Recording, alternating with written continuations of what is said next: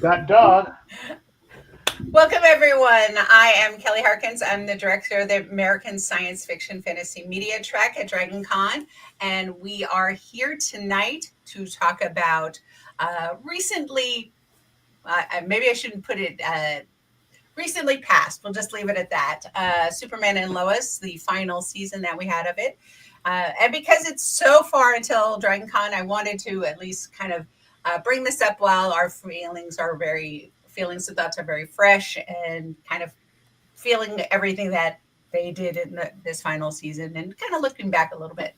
So what we're going to do is start with introducing our panelists. So kind of in the order I'm seeing them. Michael? Yeah, my name is Michael Bailey. I am a podcaster and a writer. I deal mainly in Superman, which is why I'm so excited to be here. My website is fortressofbailey2.com, but I'm also one of the people on Superman homepage, so you can find me there as well. Thomas. Tom Parham. I am a screenwriter and college professor, and I also host the Screen Tom podcast on iTunes and Spotify. And Michael's my new best friend. The rest of us are not, evidently. Well, no, I've known you for quite a while. I won't mention the years.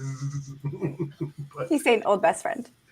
Yes. Yeah. New best friend. So, Marissa.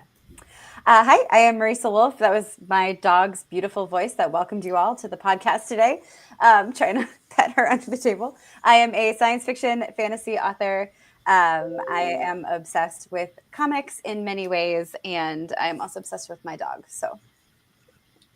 And Kristen. Hi, my name is Kristen Jackson. I'm a graphic designer. I work a lot in the film industry, and I've been a fan of the Superman and Lois since the first season, and really am looking forward to talking about it tonight.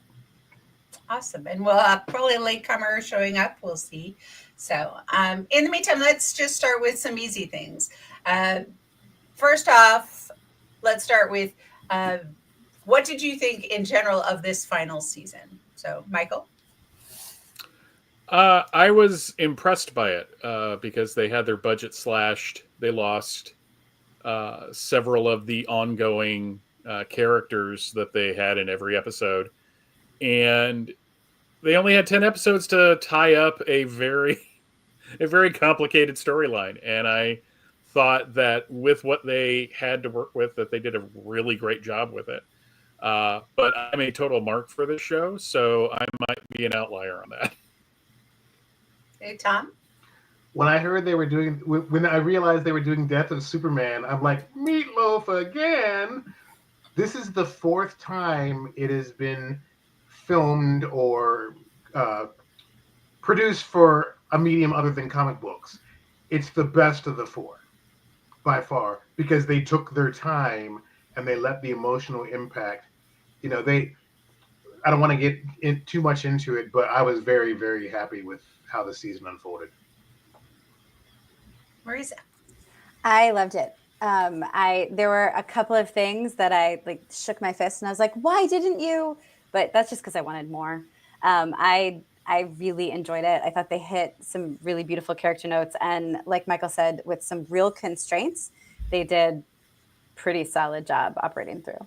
So, all right, Kristen. Yeah, I really enjoyed it too. And I went into it feeling almost like I didn't want to watch after hearing about the cutbacks and the cast reductions and everything. And I was that's kind of, for me, the whole story, because it was such a full picture series with all the supporting cast made the show. And so I was actually dreading what it was going to happen. But then the way they handled everything and managed to work within those constraints really turned into a very balanced and well-rounded season. And so I'm very glad that they were able to get that done and give us a lot of good endings to the story. Yeah, definitely multiple endings, no question. I felt like we had like 3 or 4 endings to this show and at times, which is not necessarily bad because it was wrapping up stories and things like that. So now kind of looking at the whole show, Is there one season out of them that kind of struck you the best, or that it had the most? I don't want to say the most emotional power, because I think they did push a lot of buttons, especially this season. In that sense, Tom, what do you think? Each season had a big bad. So season 1, I was glad it wasn't Zod, the long lost half brother of Cal. The actors made it work. The actors made it work. Season 2 was interesting because we weren't sure exactly what was going on until we got Bizarro World plus a version of the Parasite. So that was cool.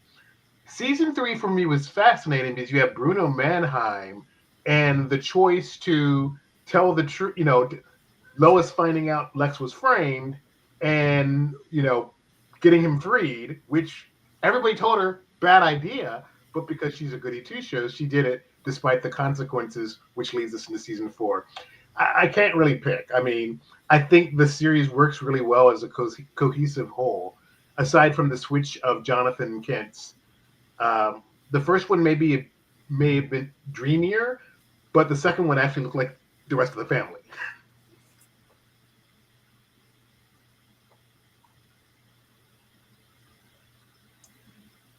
Did I freeze or did Kelly freeze? Kelly's frozen. I'm frozen. You're frozen. No, you're back. There you go. Frozen. You froze with a really beautiful expression, though. Usually I freeze and I'm like, so that was well done. All right. So what was there one season that you liked? Yeah. So I would say the same as Thomas, but I will pick one. I will say the first season because I fell madly in love with it. I was real afraid it was going to be like the CW did some really good things and it did some really angsty teen things. And I was a little bit afraid with the Sons that it was going to go a little too far into teen angst. And I felt like the first season did such a great job of setting up the family. And even if I had quibbles with it along the way, it was so great that anytime there was like a small misstep or something I thought was a small misstep, I was like, I don't care. I love it. They'd have to work to lose me at this point. So. Okay. Kristen? Yeah, for me, I guess it would be the previous season with Bruno Mannheim and Mateo and Pia, and how they were villains, but they were also highly relatable villains. They had very clear motivations and rational, reasonable motivations for why they were doing what they were doing. So I always am somebody who loves the villain side of things because I think that's such a hard character to do well, because you want to have somebody watch the show and relate to that character and know where they're coming from. Otherwise, you're just like, why don't they kill them already? I could care less about this person. So they really made a great story arc for those three characters. And so I guess for me, 3 would be the strongest. Okay. Michael, I don't know whether you heard the question. I was asking kind of, your thoughts over the whole show, if there was one season in particular that stood out to you. Oh, season 3, definitely. And I'm going to try not to bring the room down, but I lost my mom to breast cancer when I was 17. So seeing Lois go through that and seeing the boys have to deal with it and some things that I've gone through with my own wife, it's just, I literally started most episodes sobbing.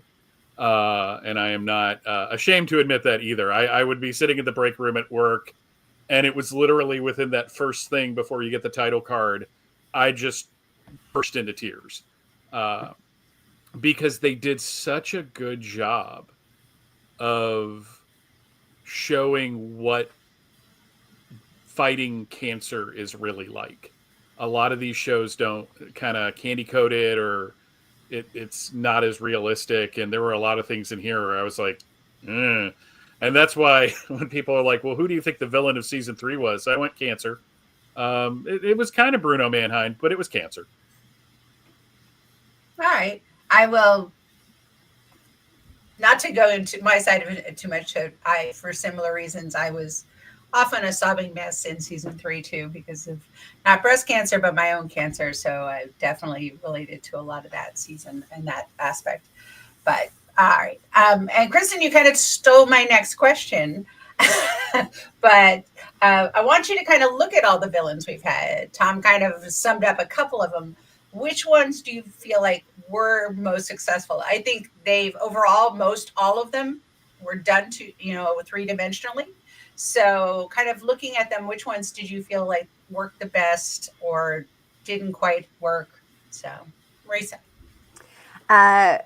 Bruno Mannheim was amazing. I fully agree. So I'll just talk about him. I loved the whole, I am here for this neighborhood. I am here to make the world better for the people here, and the ends justify the means. So let's go. And they weren't usually like the ends justify the means, like I have to take over the whole world or commit a few genocides or kill Superman. It was very localized and sensible. Like he built a hospital. Oh, it was terrible. Oh, he did experiments on mostly consenting people. Oh, like it was questionable. He was still a villain, but it was very compelling. It was very well done, and the friendship between Pia and Lois, I think, really solidified it. And having Bruno show up again in that last season, I think again really solidified just his draw and his presence. So, Well, Kristen, I know you've kind of already chimed in on this, but do you have another one you'd kind of like to share with? Well, I was just so excited to see Bizarro.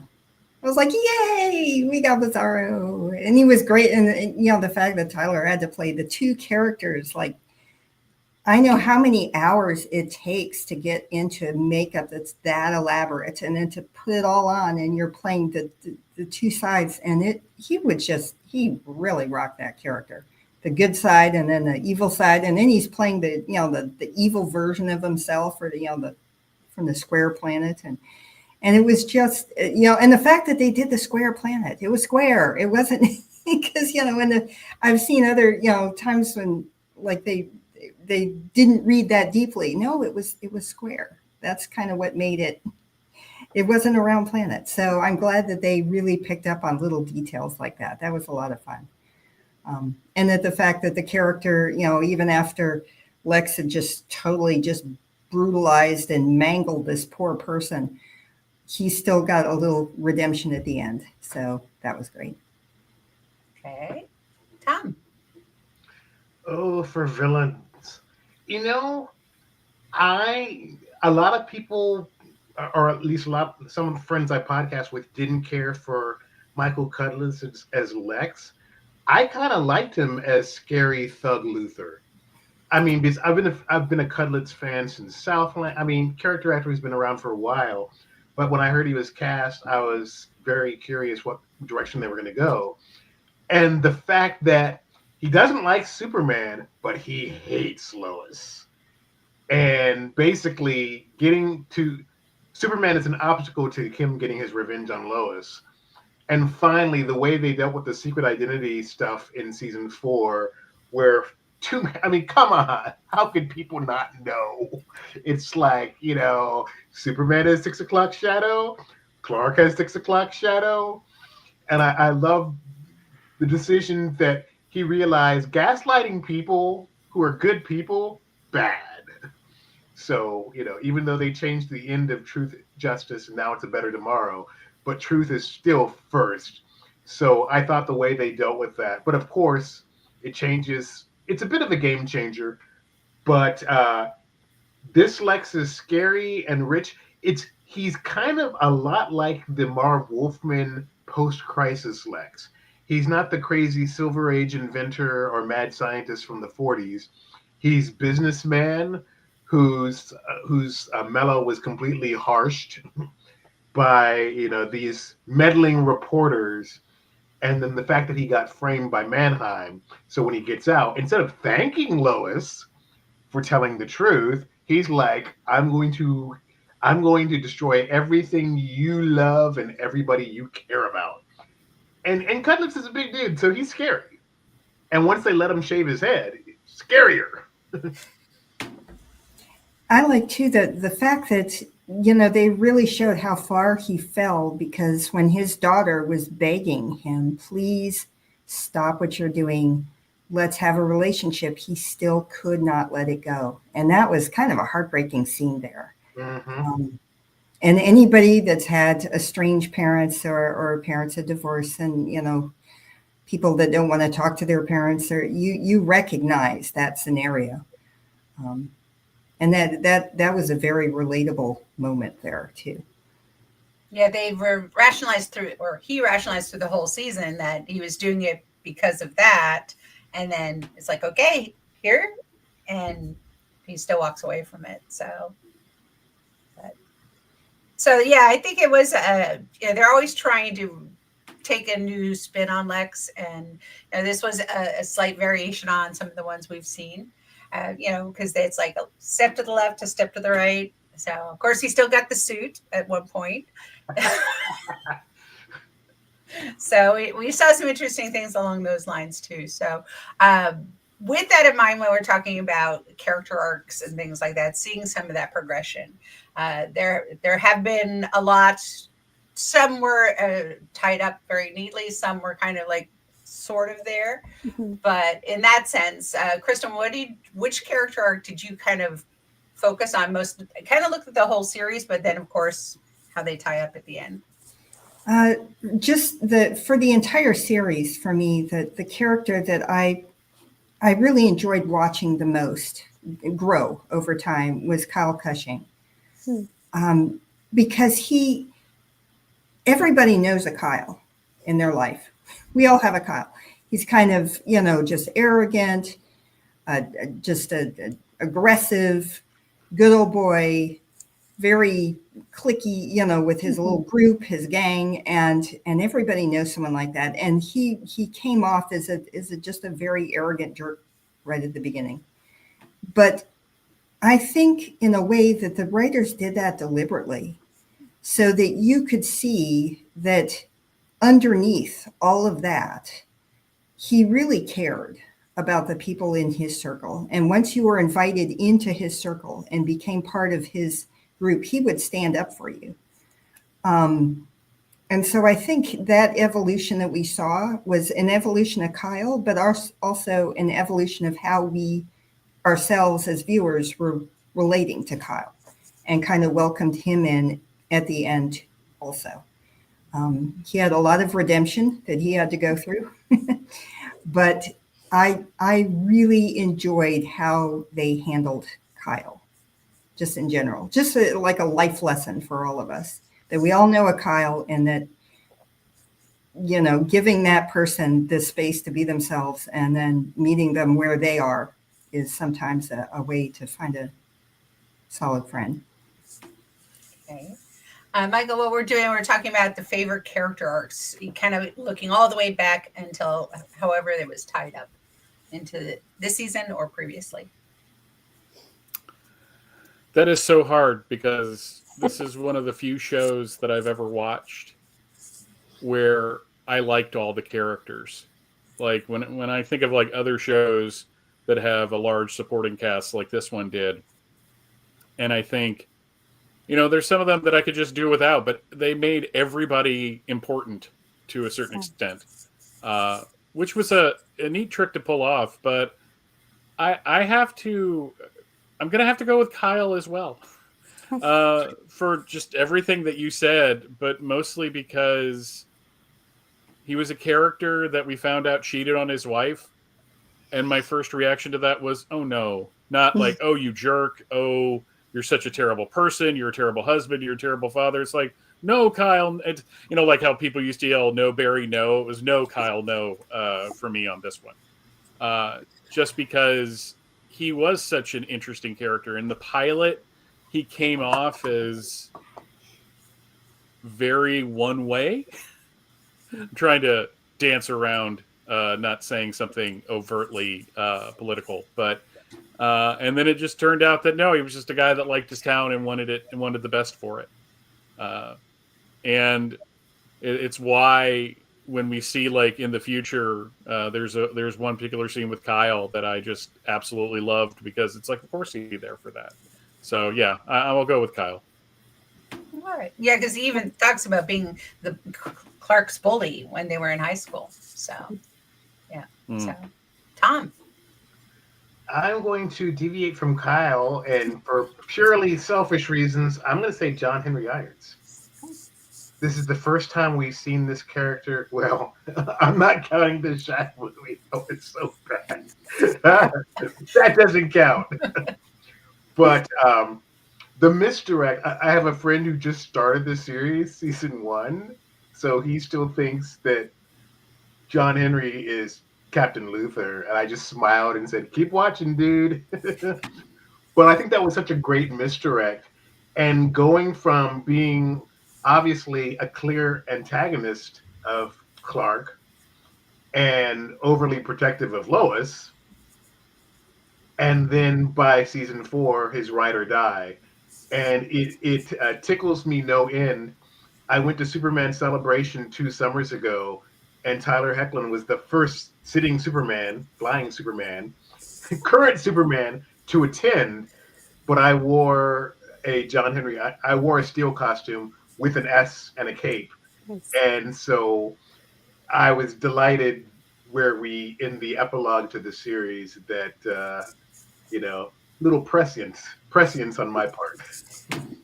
But yeah, just him and Natalie, and especially, I mean, it was such an interesting way to say the multiverse exists, and then the season 2 reveal. Oh, by the way, we're not on Earth 1, Earth Prime with the rest of the Arrowverse characters, even though Diggle seems to be able to jump Earths at will. But Multiple Diggles. Yeah. Yeah, we deserve one on every planet. But no, it was just, it's so rare. He's really the only African American hero connected to the Superman family, and to see him actively engage with the Superman family the way he was intended, unlike that movie with a certain basketball player that is a great basketball player but not an actor at all. All right. So, Marisa. I will go with John. I will go with the star quarterback to drug dealer to bummed that his twin brother got powers and he didn't, to volunteer fireman, to JK, I've got superpowers, I'm gonna make it look easy. I think they did a really good job with him overall. I do think the actor switch was hard, but bless both those actors, they both worked their tails off. And I love that second actor came in and still did a really good job with the brother bond. Like that was a really important piece. I loved that. And then at the end too, when, Jordan's just tossing the secret out left and right or wrong. When John was gonna let this girlfriend that he was madly 16-year-oldly in love with, he was gonna let her break up with him because he was gonna protect that family secret. I thought that was great. And then for Jordan to be like, you know what? Nah, like I'm here for you. Like it's not gonna happen to you. What happened to me? I loved it. I guess really it's the brother bond I liked. I would have liked a little bit more. But yeah, I'll go with that. Okay. Well, since we lost Michael, I'll chime in with my a little uneven at times, like Jordan's story, of course, in that. I think they backstepped a little bit this season with kind of making him a little like, wait, didn't we get past some of this? But to then tie it up on that final episode where he's really like, hey, I deal with this too. And, not a superpower at all. And just really kind of embracing that and sharing how he deals with it. So that journey, and of course, like you said, he has to manage 2 different actors as well. So, but that bond still comes through. I will say they didn't ever feel like fair, yeah. Fair. But they still worked as brothers because I feel like they feel like one should be older than the other. So, I have a question for the group about something, with the whole powers thing. And it was just kind of my headcanon or my theory, and I'd love to hear what everybody else thinks, is that the reason Jordan got his powers first is because he was in that he had a lot of emotion, wild emotional swings from the very beginning. Whereas it took Jonathan, that big blow up, and suddenly it was like he had powers out of the blue. And I was wondering if it was maybe just triggered by that, the hormones and the emotions and everything else, that maybe that was the trigger. What do you all think? I'll let y'all kind of just chime in. My theory on that always was that Jordan got his powers first was because of the kryptonite. He was so close to the caves that because of all, and I think the emotion played a part of it because he was angry, kind of almost hulked out a little bit in a weird way that first time. But I think it was probably just that proximity to the I forget, it's not X kryptonite or whatever. I forget what it was called. I don't know why I'm blanking on that. I think it was like XK. Yeah, XK. Yeah. I think that was part of it. And that basically they were both going to get powers eventually. It's just Jonathan got his when it was supposed to happen. Now, why the kryptonite didn't affect Jonathan? Because plot mechanics. Because they said so. Yeah. Tom, any thoughts on that? My theory before they did their own thing was that kind of like the Wonder Twins, they had to be in proximity to each other for either to have powers. That, of course, turned out to not be true, but Super Twins power activate. A man can dream. Yeah, actually, I thought it was something like that early on, like something about, I thought they were going to do something with the twin bond of some kind, like one had to, like one could have powers at a time or something. And they didn't, and that's fine.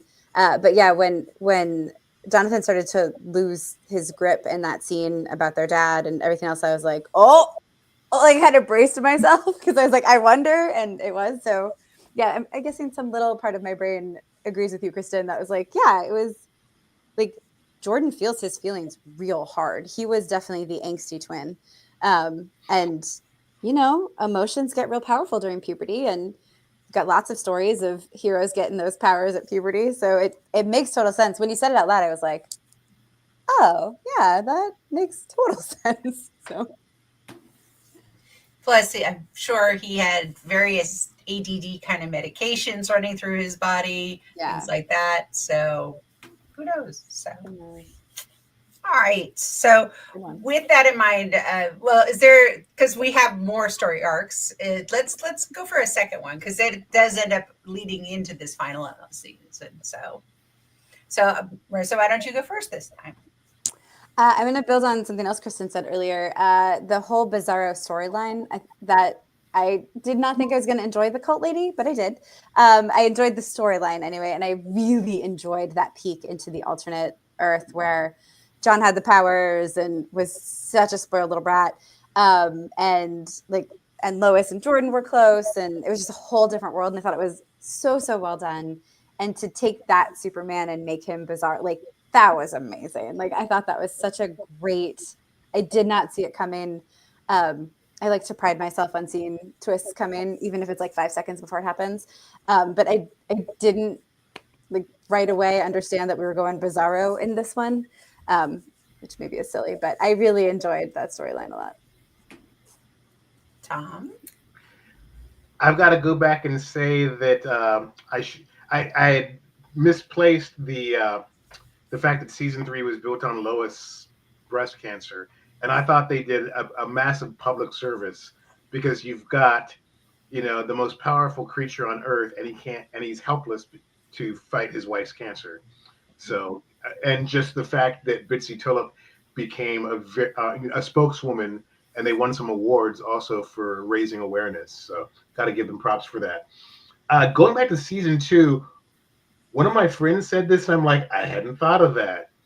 But if you've seen Smallville and you know what happened to the cast after Smallville, you can't not think that, are we going a little meta dealing with the cult that Chloe, the actor who played Chloe, was mixed up with in real life. So that was interesting. There was also a lot of pushback because Jenna Dewan reprised her role as Lucy Lane, but it wasn't the same Lucy Lane. So everybody's like, what are they doing? Why are they doing this character assassination? And it became pretty clear that this, same actor, but different, different version of the character. Parallel worlds.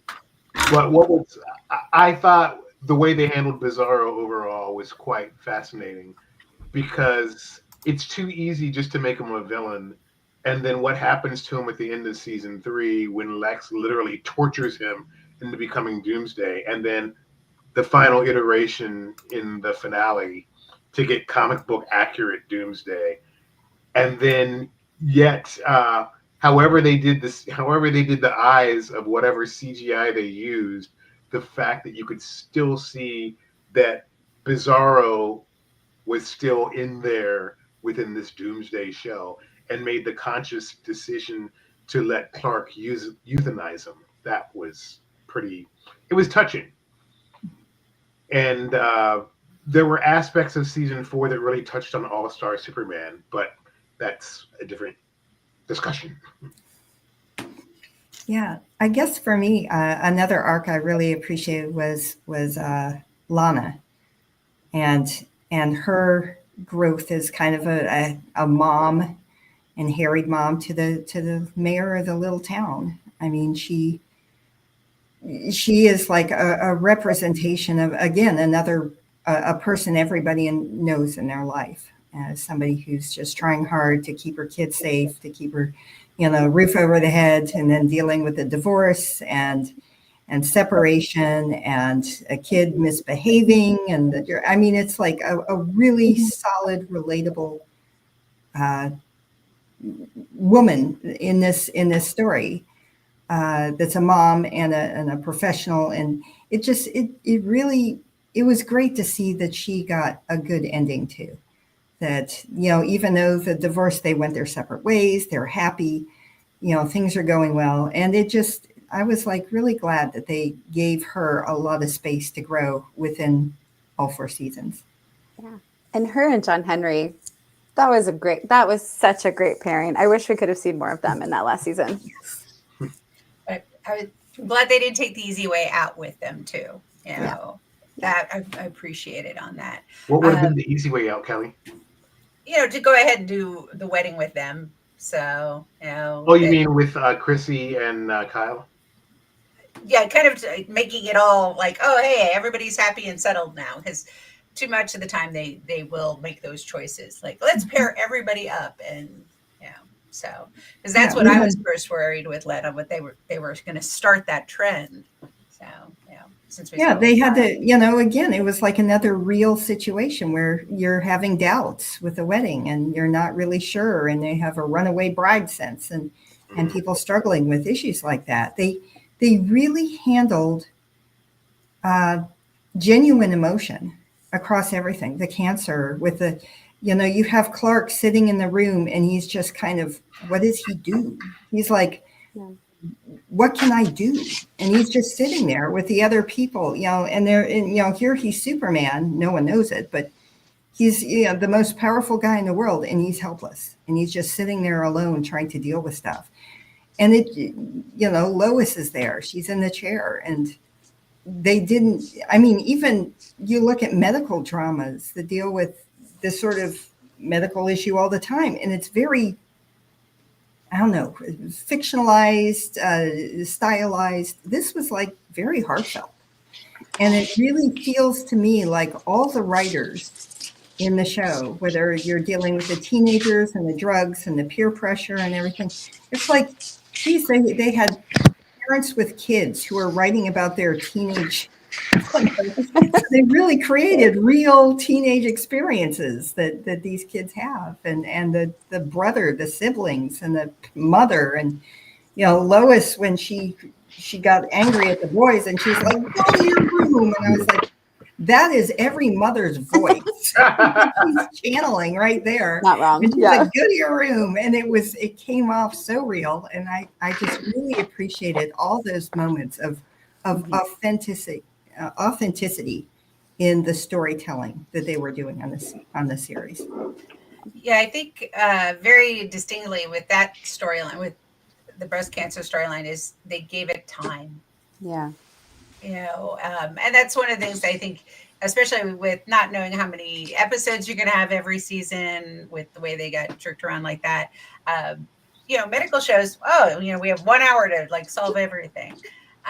And the fact that it pretty much was 3/4 of season 3. And then of course comes back at the end. So, which every cancer person can always tell you, that's always in the back of your mind. Mm-hmm.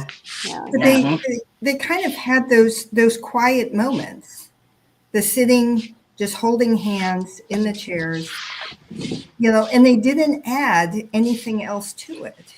They just allowed people to feel that moment. Yeah. Whereas in the medical shows, you see, cancer, and there's like House, and he's doing his thing, or whatever other these medical dramas, I don't know, but they, to me, come off so forced. Like you don't really feel the person is experiencing the problem. And in this show, you really felt it. So it was such a genuine approach to everything they were doing, except for the cult lady. I can't remember her name because I've kind of wiped her name out of my head. But that was the only thing that really I was like, I can't deal with her. They did it, just to your point, like the genuineness, because so many shows these days are like, look, we have women who are friends. They're besties for no reason that you can see. But they built the Lois and Lana friendship, and it was awesome. They built a Chrissy. I did not always love Chrissy, but man, I did really enjoy their relationship and how she developed over time. The Pia and Lois friendship, like Lois got to have friends. Lois got to be a whole person. Yes, the genuineness was real. Allie Austin was the name of the cult leader. Yep. Oh, Allie, thank you. right? Now I can forget it again, but thank you so much. That lady. Just call her Lady Parasite. Yeah. Yeah, fair. Michael, are you actually there? I am here. Can you hear me? Yeah. Okay, good. We were kind of we kind of went a bunch of different tracks. We started off with a second arc that we liked, and then it's kind of evolved. But is there another particular thing that you would like to share on the story arcs or character arcs? One of the things that I loved about the show in general is that it took Superman concepts and turned them completely on their heads. There were times where I'd be watching it and they'd mention a name, like Allie Alston's a good example of that. That's kind of a deep cut for the comics. So, but I really liked the Bizarro storyline, not necessarily the Allie storyline, though I liked the ending of that because I thought that was a really strong season finale. But I just liked seeing what happens when Superman is not fully raised by the Kents and comes under the sway of his brother early on, and it's this whole other world where he is a celebrity, and it's kind of like the complete opposite of what the Kents taught him in the quote unquote real world. And getting to see that particularly that episode where we see how everything plays out, and we see even gothy, darkier emo Jordan, who listens to whatever My Chemical Romance is over there. You just know. Med romance chemically, probably. Yeah. Exactly. But I just really liked seeing like the disintegration of Superman and Lois's relationship, like the argument they have in the front yard. Like I was just like, these are the same actors playing different versions of the same characters, and it feels just as real as the quote unquote real world. So I really like that. Plus, it gave Tal Rowe was one of those characters that I didn't know I was going to like. It was just like, Superman as a brother? That's stupid. And then I'm like, no, I want Tal around all the time. Tal Right. becomes the uncle that gives his nephews trucks and stuff. So to get to see Tal come out and be more part of that, and then eventually go over to that universe so that he can find his wife, essentially, was just really charming. Okay. All right. Well, one of the other characters, so to speak, that I wanted to kind of focus on here is Smallville itself, the town, because, it's kind of, whether it's because of the Smallville show or just because it's classic, it's always had kind of this cliche stereotype vibe to it. So I kind of want to hear your thoughts on how you saw Smallville itself represented in this show. So, Tom? First off, I've got to say that having bought the series box set of Greg Berlanti's first show for the WB/CW, Everwood, the pilot is basically Everwood with Smallville. Instead of Brenda Strong passing, Ma Kent passes and says, "Hey, come back home. We need you." One thing that Superman and Lois did that Smallville in 4 years that Smallville didn't do in 10 years, Smallville feels like a real town. There are people we see frequently and infrequently throughout the 4 seasons, like some of the high school kids, some of the high school people, like the football coach, etc. And that used to drive me crazy on Smallville, because if you saw somebody new, oh, I bet he's the crypto freak of the week. Surprise, surprise, he is. But it really felt like a real town. And I think it's funny that we don't see the younger Cushing girl enough to notice that she had a huge growth spurt between seasons 1 and 4. Oh, so It's the same girl. It's the same Yeah. guy. But I just appreciate that it felt like a real town. And, they have a newspaper, they have a mayor, they had a crooked mayor, they replaced him with Lana, the fire department. Small town America. And I was surprised because when they announced the series, I thought, oh, sure, we're going to go back to No, we didn't go back to Metropolis. I mean, it really was kind of this Everwood vibe. Kind of ironic that Greg Berlanti's first big hit and his last big hit for the network have a very similar premise. And Gregory Smith, who played the emo teen on Everwood, becomes a producing director on Superman and Lois and directed the finale, which is like, go Greg. that's really cool. So, where is it? So I know that Smallville became a real town to me in watching the show when in season 4, every one of those moments hit. Whenever there was like the rando lady who Lex wanted to buy her farm for up to $10 million. And she was like, no, if you say it's not a good idea after all you've done for us, I'm not doing it. And then like they backed her up in the bar, and in that diner scene, I know we're not going to talk about the finale yet, but like in that diner scene, I mean, every one of those moments hit. And it's because, just like Thomas said, like they made it a real town. You saw a lot of those characters over and over again. They might only get a line, they might just pass by in the background, but they were the same people. And it had an emotional payoff, especially those last couple episodes. Kristen? Yeah, for me, it was a good depiction of, additionally, the struggles that small towns are facing.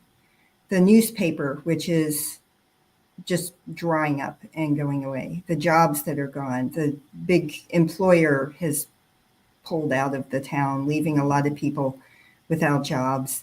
The hardships, they didn't gloss over and make it like a little storybook, sort of a fable town that with, very cutesy and kitschy, and everybody is smiling and they're, hi, Bob, hi, they really brought a real sense to it, just like with Kyle, just like with the diner. They really did a good job of making it a real place on a map. That, if you've, like I have my grandparents were in a little college town called Greencastle in Indiana. And it too had like a little town square, and then things just kind of faded away when the big Walmart moved in. So you really can feel and recognize this town as someplace that you would know, or you have friends that come from a place like that, or family that live in a place like that. So I really appreciate the fact that they did not turn it into a little cartoon small town. You know, I love Smallville, but it was kind of a little cartoon, you know, a charming, you know, rural community. This had a lot of, you know, a little urban decay, you know, going on, Yeah. and then just a real depiction of what's happening in a lot of small towns in America. Michael. Yeah, I was when I first read the script and saw that they were going back to Smallville. I was just like, is this really? Didn't we spend 10 years? And we really didn't, because the last couple seasons really take place in Metropolis and Smallville. So I immediately put the kibosh on my own comparison there. But watching how the town kind of evolved, and the fact that, yeah, you had like that mainstream set, and that kind of felt like a set almost. Not, I mean, you bought into it, but you knew that wasn't, they weren't filming somewhere in Vancouver. They had a soundstage because they couldn't blow up buildings in Vancouver. I know the CW's powerful, but it's not that powerful. Fair. And but it was that feeling of all the town coming together after Martha died. Mm.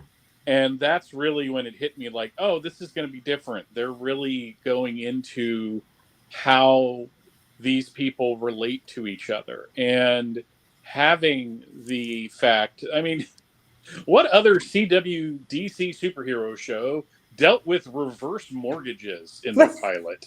I mean, Fair point. I mean, it's just like it's just, and that's overall, that's why the show is just such on another level. I'm not saying it's better. I mean, I think it's better, but I'm not trying to say that the other shows are lesser for it. But this one really tried to focus on raising a family in a small town. If Jordan or Jonathan's powers kicked in Metropolis, it would be so much harder for them to hide it. Yeah. So the moment Jordan's powers kicked in, it's like they had to stay there, and the only people that are going to know are the neighbors. But the neighbors know that Clark has powers because, you know, Mom, Pa, Kettle were watching him like leap up in the fields all these years. It's like, Kent Boy's at it again. You know, you just kind of see that happening.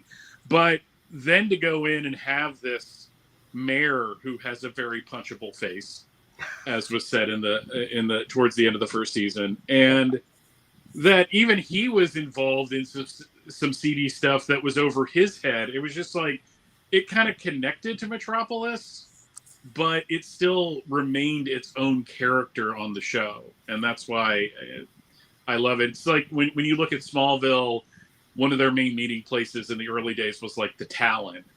But here we have the diner, and a diner, like a family restaurant like that, feels more small town to me than a coffee shop. Yeah. Or, you know, when they had the dedication of a bench to Martha. Yeah. You know, that, and everybody turns out, that's like a real thing. People turn out for things like that, and dedications of, you know, old, you know, heritage families that do things, you know, and it felt like they really took a lot of time and care in saying, how can we make this place look like a real place? So that's exactly kind of why I wanted to bring that up, because it did very much stand out on that, I thought, compared to a lot of the other shows, that even if they go visit, it's very homogenous in that aspect, even to the point where you have people that end up supporting our previously corrupt mayor, and, you know, they're like, hey, you know, he's awesome, you know. So we had a lot of that split. You know, it wasn't all one shape and size for Smallville. So all right, so we're kind of towards the end, but I want to definitely, obviously, touch on the final episode. Maybe even one back because it kind of almost extended in those final two. What one moment in that final episode really struck you? So, Kristen. Oh my gosh. I guess the ending montage with I guess we can talk spoilers because hopefully people Been have a already couple seen the weeks. show by this point. But when Clark just kind of as he gets up out of the bed and he walks through and he's seeing and as much as I didn't like Lex still got like a little redemption. I guess he's sitting and waiting in purgatory or whatever. But as Tyler is kind of narrating all the things that are great about life. I mean, that just I was bawling. I had a box of tissues next to me for that ending, and then getting to see to see Lois at the end, and she's wearing that red dress, and I was like, oh no, they did. They brought the red dress back, and yeah. So it was just for me the very final scenes, and with the dog, and it just that was great. Michael. Clark getting a dog. And before I go into that, I do want to mention, as much as it was cool that Lois was wearing the dress, Clark was wearing the shirt that he was wearing when he revealed his powers to the boys in the pilot. In that sequence where he's walking around, and I just absolutely loved that little detail. No, it was him getting a dog because Lois dying before him, because the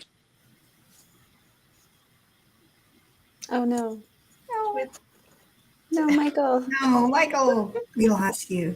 Okay, we know we lost him at Lois dying. So when he Okay. comes back, we'll just come throw back on that at him horribly. So, although he's not spinning yet, so we'll see. So, Tom. I've got to say that the whole epilogue I thought was very well handled. The monologue was brilliantly written, brilliantly delivered by Tyler. Lois passing from cancer because going out of remission, that's very realistic for all of us have lost friends who initially beat cancer and then it rears its ugly head again because it's an evil disease. And then David Giantoli as grown-up Jonathan Kent. That was precious. Because when Grimm first started, I kept thinking, boy, that guy would make a really good Superman. And so I finally got to see him as grown-up Superboy. But no, that closing monologue, because I'm a nerd, when it aired, I went back and transcribed it, and it's just really. One of my friends did the same on Facebook, and then his post said they understood the assignment. Yeah, they landed the plane. And it was just, it kind of reminded me a little bit of Sleeping in Light from Babylon 5, because the way they resurrected Clark on this was brilliant, and it involved Sam's sacrifice, but it came with an expiration date. And I watched the episode a second time, and I got verklempt. And so, it was just brilliantly, I mean, one of the best series finales in a while. Definitely. Michael, you were saying Lois died. That's when we lost you. So I do not know what's going on. I apologize to everybody right now. No, but it was watching Clark go on after that, because when people in your life die, life keeps going, but it's just so different. And the fact that he dealt with that by getting a dog, the fact that I have 2 dogs probably plays into this, but the fact that, it's just like we took a lot of naps and we took a lot of walks, and it's just like that was his way of having companionship and kind of moving on. But, you don't ever really move on. So it's just when wives die, I'm not trying to say that it's different when a husband dies, but especially older men, usually they don't last too much longer after that. They really don't. And it's watching Clark have to kind of deal with going on without the woman he loved more than anything else just broke me. But it was also my favorite moment. I was surprised they did that, and yeah, I cried a lot. So many tears. So many tears. Marisa. Yes. I mean, from the moment they zoomed in on Ma Kent's "It Goes So Fast," and I connected that with the title, like the embroidery, and the title is like, oh no. And I was right. Oh no, it was so good. And Tyler's already, if not my absolute favorite, then like just right under favorite Superman and Clark. Like he was so amazing, and his line delivery. I am not an acting expert, but his line delivery of "I got a dog." How had I never had a dog before, and just all of it, every single thing that man said and delivered to Thomas's Facebook friend's point. Like they understood the assignment. They rocked it. It was such a Superman Clark look back, and it broke my heart into 1,000 little pieces and like glued them back together. The love of a dog. I don't know. It was so great. And then it hit me again 2 weeks later. I was on a panel and we were talking specifically about the finale. I had not connected the red dress. I had forgotten about the red dress. And somebody was like, oh, and then when Lana and Lois are talking about the red dress, and I was like, oh my God, that was such a great scene. Oh my God, that's what they brought back. And I didn't realize Clark was in the outfit from the pilot until you just said it, Michael. So here we are, just breaking my heart again. Like the love these writers had for the canon and the show, and that the actors had, like you don't always get that. Yeah, and it made it hit that much harder. It was gorgeous. It made me so happy.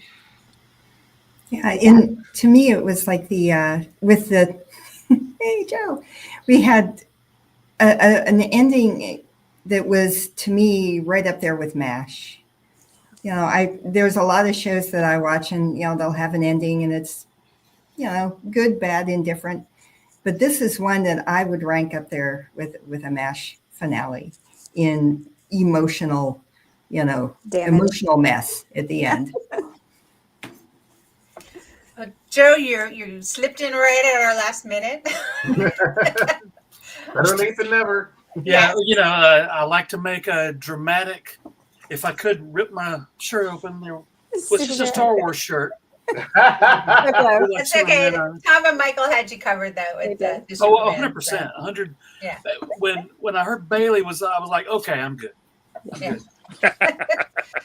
We're asking kind of like what moment out of that final episode even really kind of hit home for you? And I skipped a few episodes the previous season, and a couple of I think I watched the entire last season. I skipped a few episodes because just to be honest, the cancer stuff hit a little too close at that moment. My wife was going through it. She's okay now. She is all good, all cleared. But I have not gone back to those episodes, and I don't know that I'm gonna. Mm-hmm. But this season, still dealing with the post cancer, the healing. The last episode when I think maybe I've skipped over a whole lot as far as what I was going to say, but I think the ending when the entire crew in costume appeared for like 10 seconds. That I think was my favorite thing. That was like, okay, on this earth, in the Arrowverse, there's a whole crew of super people, and things are going to be all right after Doomsday murdered Superman like 7 times this season. So, to kind of consider some of these elements, was there? I don't want us to go too much longer, but was there any character you felt that was disserviced as far as the, either the finale or kind of building up to the finale, or someone you would have wanted to see that you didn't see? So, Joe, why don't you start? I feel like I wanted more from Jimmy Olsen, although they boiled all the Jimmy Olsen stuff that they could have done for 5 seasons and did it in like 3 minutes. Oh. Like all the Jimmy Olsen things. And that was nice. I liked that he finally did show up, and because they answered the question that I kind of had for the entire Superman and Lois series: where's Jimmy? I mean, why did they not even say his name? And they said it because, well, him and Clark were not buds, because Clark had kind of been a jerk. I think, yeah, more Jimmy, or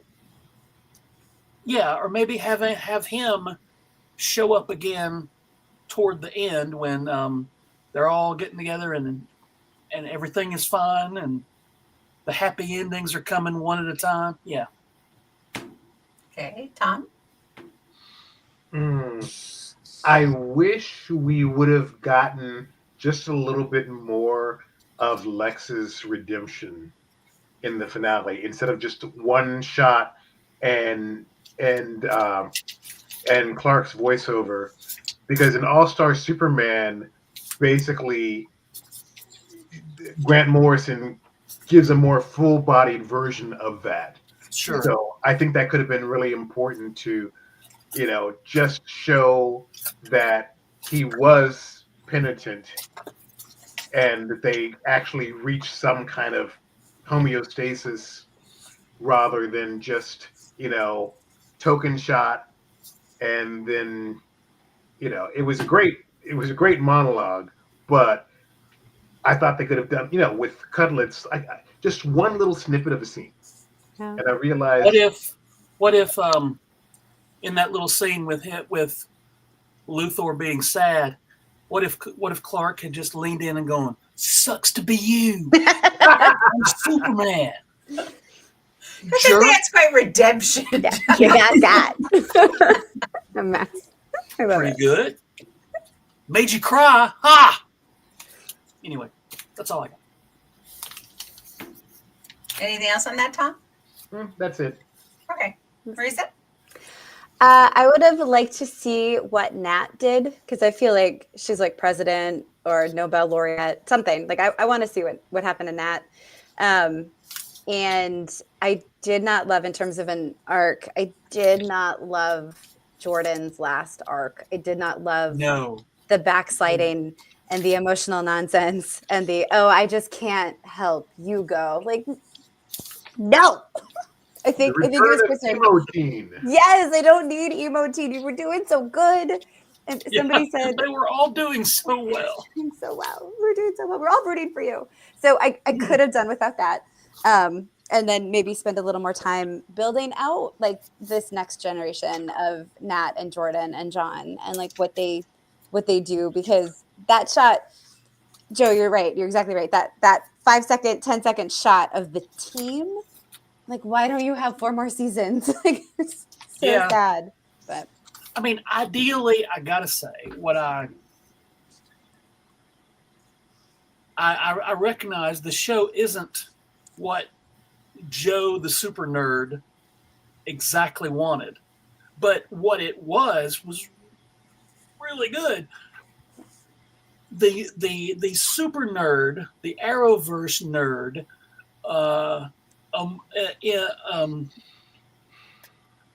I wish that the other superheroes had sprouted up at the end of the Superman story. Like if, hey, it turns out there's this dude in Central City now, and that would have been too much. I feel like it would have distracted from, I say that now. At the time, I was like, why didn't Flash come in there? Yeah, but anyway. Kristen? Well, I guess just to go back to the two brothers, and I do think, though, that was kind of a real dynamic. Here, Jordan had spent his life in his brother's shadow. He finally has a chance to shine, and he's dealing with it, and and then Jonathan is kind of put in the second seat for a while, and he's having to deal with a brother who's now, has the superpowers. And then suddenly he gets superpowers. Yay. And then poor Jordan is like, damn it, my specialness just got taken away again. And so I could kind of understand that dynamic between the two that seemed very real. Like for me, to have a sister, and it was like sibling rivalry to the 10th degree.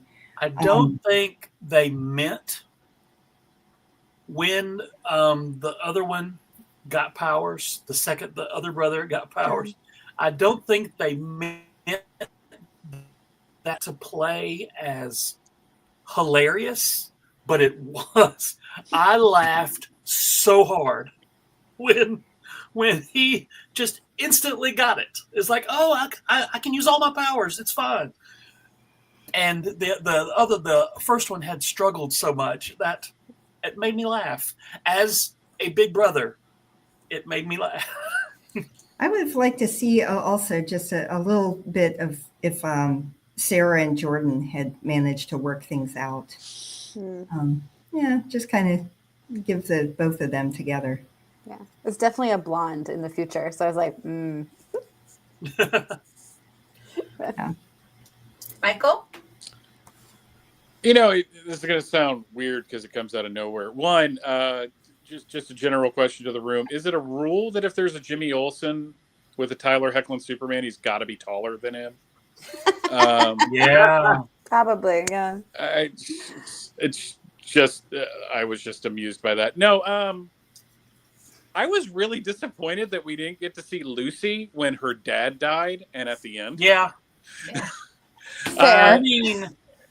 I mean, they spent an entire season getting that family back together again, and then he didn't dies, even mention her. Yeah, and there's no mention. It's just I loved that Lois says "Daddy" when she's passing because that just makes you think, oh, she's seeing her father, and I know that they wanted to have so many more people in that final episode, they just couldn't afford that.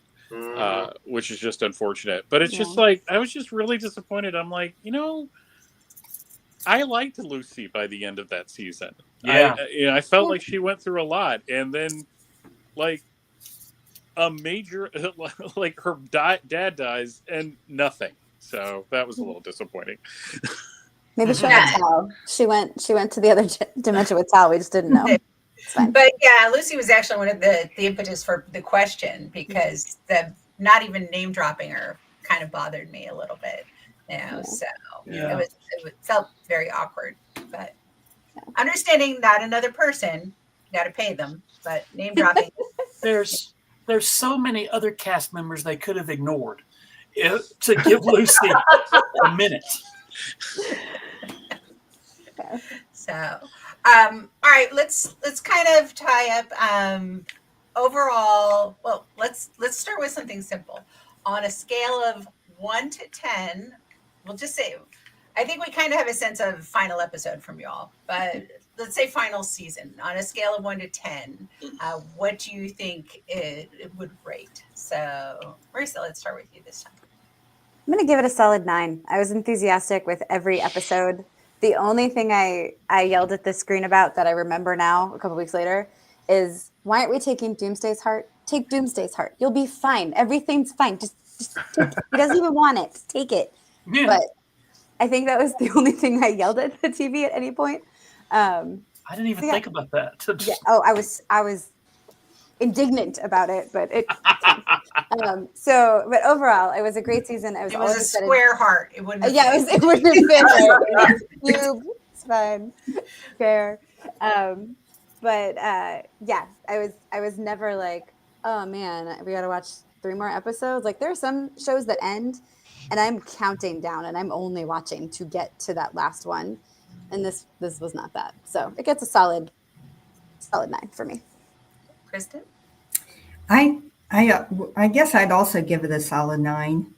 And the reason I'm not giving it a 10 is because the first 3 episodes, I almost bailed at that point because I'm someone who would like to enjoy what I'm watching and at least come away not feeling worse than when I started.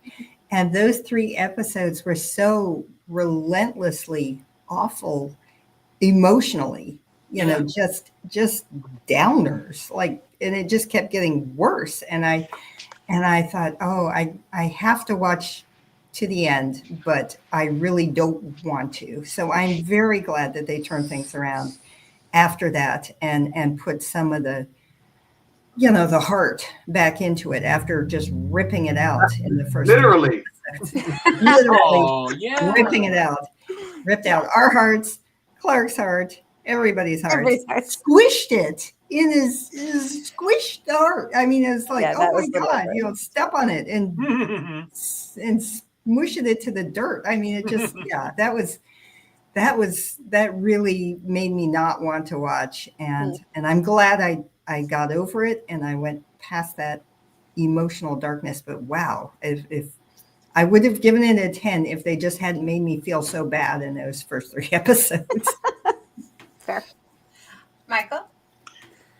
I'm going to give it a guilty 9.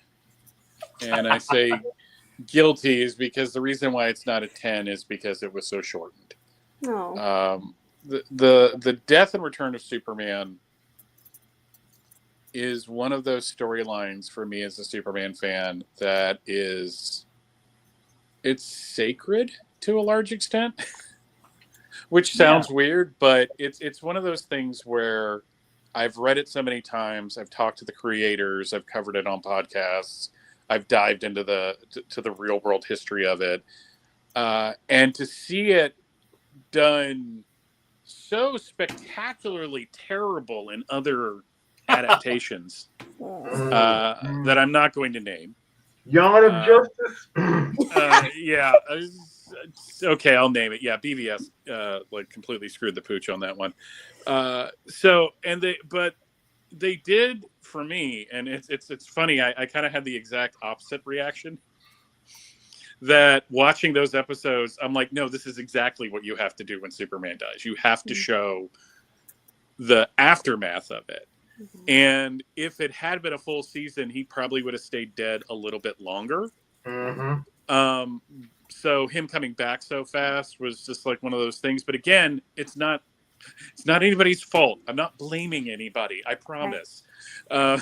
But no, yeah. But seriously, everything else about it, Lex Luthor, Doomsday, the ending, the very first time we've ever seen Superman and Lex Luthor fight in a power suit in live action.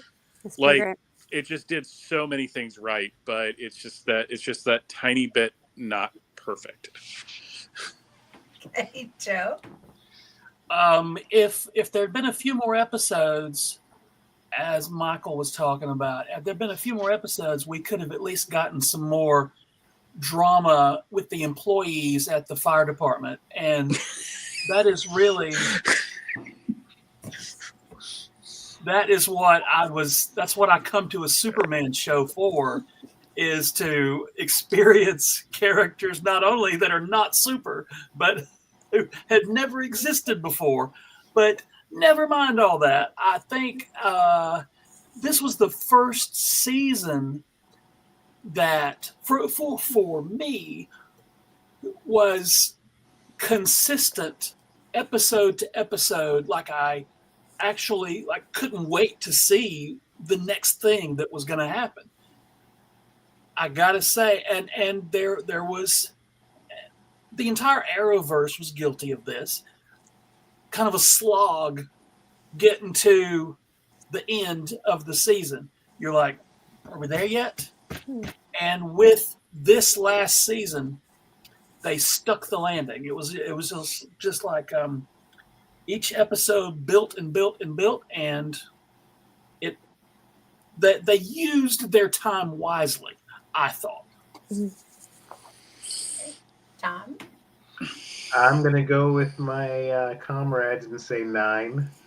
I really thought that not showing directly, showing Clark's corpse from the side so you couldn't tell on an 8 o'clock show that the heart had been ripped out was really clever yet really grisly. Mm-hmm. And then Sam making the sacrifice. I mean, he stayed dead longer than Tim Drake did on Titan. Not Tim Drake, Jason Todd did on Titan. they had him from Corpsicle to Red Hood in the same episode, which I'm like, come on. There's So, like and 12 years of comics they had to get through. Yeah. And like Michael said, one of the best things for me when Death of Superman first came out, World Without a Superman and Funeral for a Friend, I thought because they even admitted that they didn't know Doomsday's backstory. They just figured somebody comes and he's big and he's bad and he kills Superman. Then what happens? But I really like the aftermath, the diminished powers because of Sam's heart. And then Lex starting to, Lex and the people of Smallville starting to put 2 and 2 together. Hey, wait a minute. And like Joe said, they used the momentum of episodes building up into each other, putting the Elizabeth Henstridge as Lex's daughter pretty much almost right in, smack dab in the middle, showing that Lex was full of poop when he said, "Oh, I hate all for her because he ruined my relationship with my daughter." It's like, no, you did that all by yourself. Yeah, you're still a murderer, dude. Like, you didn't go to jail for a murder that you did, but you did do murder. Like, the whole time I was just like, you're still Luthor. Okay. Which, to kind of chime in, is I thought, especially considering our world that we're now living in, the truth and journalism aspect of it, that, at the time she rationalized it, but she's like, no. And I thought that was really good part of that. So, I wasn't saying she was wrong, but he really needed just like a little bit of self-reflection, just a little bit. Yeah, rationalization. Hey, we all do it. So, sure. All right. So, as kind of final thoughts on this, I want you to kind of, we've talked about like favorite moments. We've talked about things that could have been better.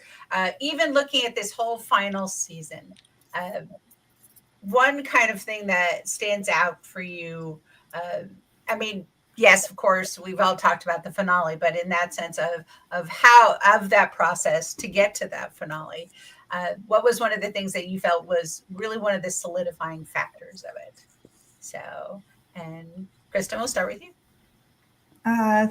Gosh, for me in general, I just like to say that I think this show as a whole is like a very well done, layered family drama with superhero kind of added in on the side.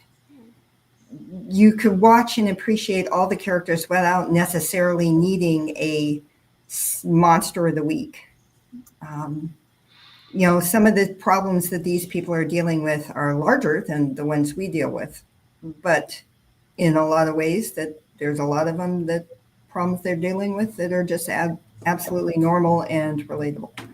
So I really appreciate that the show took the time to tell the smaller stories in addition to the larger ones. So we got in that final season, we got the smaller stories, the fact that Lois did have a return of cancer and what that meant. You had, Clark feeling the absence, walking around in an empty house and looking for somebody who, isn't there anymore and experiencing that loss. You have the boys trying to make it with their, going out to a party with all the teenagers at the with their friends and alcohol. And it was a very relatable series itself, and a final season in many ways. Michael? Like with every other season and with the show in general, and Tyler as Superman, I have always struck at just how unlikely everything was. I mean, when you look at the fact that in the first season of Supergirl, Superman was a shadowy figure or a pair of boots, and then we get Tyler as Superman in the first 2 episodes of the second season, and it's amazing. And it's just, and I'm like, no, okay, I'm just going to enjoy this because it's never going to happen again. And then it kept happening, and then it kept happening, and then they got their own series, and it went 4 years. Yeah. And I just like, I have never appreciated a Superman show as hard as I appreciated this one, because it just never seemed like it was going to happen, and then it happened, and it was amazing. Joe? The cast was tremendous. The Superman, I know Michael has talked about this a lot on his podcast and in real life, but Tyler Hoagland is so great, except for the 5 o'clock shadow. But I'm gonna let that go. I love that too. I gotta let that go. But Elizabeth Tulloch as Lois, tremendous, and they gave her so much to do. And this season was a lot of big swings that they took, that I would say a lesser show, or a show that was not as interested in going for it, would not have taken. Like, and it wasn't just like big swings like with the kids, with the teenagers, and some development in their lives. They dug into the Superman mythos, the Superman lore, and took a swing with, because I believe there's never been a Clark reveals to the world that he's Superman in live action before. I'm pretty certain about that. And it was done so great. I have rewatched the diner scene probably more than anything in this last season. The slow-mo and then the shirt rip was tremendous.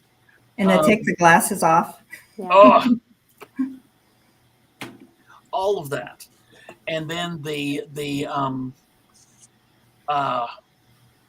that was the big one, the revelation, and the going for it with the Doomsday battle, which they didn't go for on Smallville, to say the least. Not really. But no, they were just like, okay, let's just spend $700 million or however much CGI costs, and let's just do it. Fine. And they did it. And there was a lot of Doomsday in this season, a lot more than I expected. So, yeah, I dug it. Tom? Well, Joe already said the reveal, so it's like, you took my thing. I gotta say, when Clark knocks Lex out of the armor, that was awesome. When he just like, he's not gonna kill him, but you like, I've had enough of your shiz, dude. Mm-hmm. You attack my wife, you attack my sons, you attack my friend. Bam! It's kind of like parents threatening, I'm gonna smack the color right out of you. I wish that when they were having the street fight, I wish Clark had been the one to shave Lex. Held him down like, how you like that? Just have these clippers in my pocket. Don't worry about it. Yeah. There was a lot of FAFO. Bruno in the prison is like, he sees Lex coming, he's like, ooh. Yeah. Great. Yeah. Michael, you started saying something? Oh, there was a lot of FAFO for Lex this season. Yeah. True. He was on the find out end of that on numerous occasions.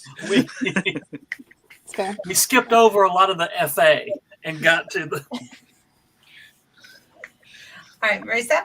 A really, really good Lex moment, like oh yeah, he's a very smart dude despite everything, was the red street lamps in the street. Yeah. Like that was clever. That was clever AF. But I really enjoyed that. And then Clark just being like, all right, I don't need superpowers. Kick your butt. Let's go. Yeah, Come on. that was amazing. So yeah, I mean the cast, it's hard. It would be hard for me to fall out of love with the show. I mean, I said this in passing earlier, but I want to double down for anybody out there who's doing adaptations of any kind of literature or from one form of media into another. Please love your source material. Please have care for it. You can change it all you want. Like somebody said this earlier, I think it was you, Michael. They took so many Superman things and twisted it on its head and made it a whole new thing, but they loved the core of it. And that made the show work. That and the actors and the whole team, everybody. But if you hate your source material, your changes aren't going to work, buds. Like, don't work on that. Work on something else. Find another. But that was magnetic. I feel like you could feel it in every character choice, every move, every adaptation to the shortened budget and casting. The love and care that they had for their source material and their product was pretty baller. The Crow. Oh God. So many things, right? Like just work on what you love if you can, and if you can't, try not to burn it to the ground. Well, I think it's pretty clear that no one here feels like they burned it to the ground. No, they did. No. So great. So I think overall, we all loved it. You know, wish we had more, but if we can't, they did the best job they did wrapping it up. So unfortunately, it is time for us to wrap it up too. So what I want everybody to do is kind of just go around, tell everybody where they can find you. So Tom? I am at Blurred PhD on the Book of Faces, Threads, Instagram, and X, formerly known as Twitter, although why, I don't know because I never go on it anymore. Marisa? You can find me on my name, or my website has my latest book on it. It will soon. MauriceWolf.net or MauriceWolf.com. Kristen? I'm Kristen Jackson, and I guess you can find me more on Blue Sky these days as AnnieCat68. I'm still on Twitter, I guess, as just AnnieCat, but those are pretty much the only two places. I don't hang out on Instagram that much. Michael? You can find me at my website, fortressofbailey2.com. That has links to all of my podcasts. If you like Superman, there's From Crisis to Crisis, which covers the post-crisis era, and it all comes back to Superman because it all comes back to Superman. And every Monday night at 10:30 Eastern Time, I join Steve Eunice and Mark Lax over on Superman Homepage Live, where we have a live stream to talk about the latest in the world of Superman for about an hour.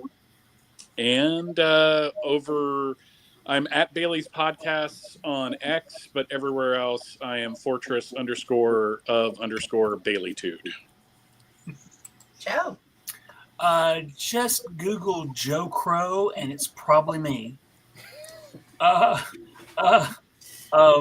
the co-director of the American Sci-Fi Classics track. So on Facebook, we do silly stuff all the time. We're going to go back to be doing more panels like these. And Michael and Kelly, you've been a part of those. And Thomas, Marissa, Kristen, you are welcome now. And in fact, now you have to. So we're going to get you guys involved with more fun stuff that we're doing between now and live action Dragon Con. And if you happen to be in the Southeast United States and you like pro wrestling, you can come watch me announce at a show sometime. But yeah, just Google Joe Crow. I'm there. I'm there somewhere. Okay. All right. And of course, we're going to be coming back next month for the American Sci-Fi Fantasy Media Track. We're going to look at Agatha all along in the MCU. And then we, of course, we'll be back regularly throughout the year. And of course, we'll be back at Dragon Con come September. Well, August more this year than September. Really. So I hope all my awesome panelists will at least drop in on our track at some point, and we will kind of take it from there. So thanks, everyone. Thank you so much. Bye bye. Bye bye.